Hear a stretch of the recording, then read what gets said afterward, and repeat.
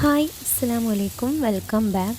ഇന്നില്ലേ നമുക്ക് കളർഫുൾ ആയിട്ടുള്ള ഹെൽത്തി ആയിട്ടുള്ള നല്ലൊരു ദോശ ഉണ്ടാക്കാം. അതിന് വേണ്ടിയിട്ട് 2 കപ്പ് പച്ചരിയും 3/4 ഗ്ലാസ് ഉഴുന്നും 1 നുള്ളു ഉലുവയും 1/4 ഗ്ലാസ് അവിലും നല്ലപോലെ കഴുകി 5 മണിക്കൂർ കുതിർത്ത ശേഷം കുതിർത്ത വെള്ളത്തിൽ തന്നെ നല്ലപോലെ അരച്ചെടുക്കണം.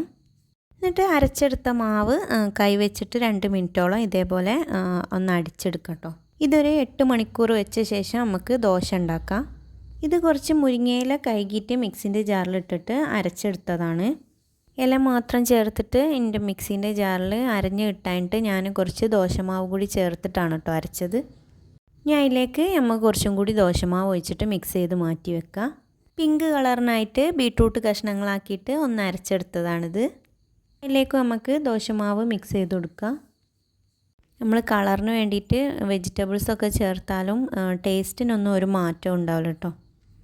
സാധാ ദോശ കഴിക്കും പോലെ തന്നെ ഉണ്ടാവുള്ളൂ.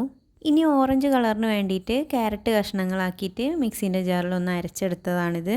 അതിലേക്കും കുറച്ച് ദോശമാവ് ചേർത്തിട്ട് നല്ലോണം ഒന്ന് മിക്സ് ചെയ്ത് കൊടുക്കണം. നമ്മൾ എത്ര ദോശ ഉണ്ടാക്കുന്നതെന്നുള്ളതിന് അനുസരിച്ചിട്ട് ക്യാരറ്റും ബീട്രൂട്ടും മുരിങ്ങയിലേക്ക് എടുക്കണം കേട്ടോ.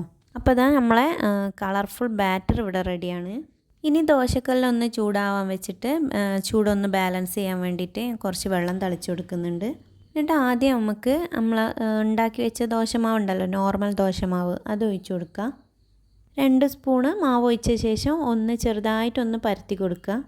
അതിൻ്റെ മുകളിലേക്കായിട്ട് പിങ്ക് കളറും അതിൻ്റെ മുകളിലേക്കായിട്ട് ഗ്രീൻ കളറും പിന്നെ ലാസ്റ്റ് നമുക്ക് ഓറഞ്ച് കളറും ഒഴിച്ചു കൊടുക്കുക. എന്നിട്ട് നമ്മൾ സാധാരണ ദോശ ഉണ്ടാക്കും പോലെ ദോശക്ക് ചുറ്റിക്കുന്ന പോലെ ചുറ്റിച്ചെടുക്കുക.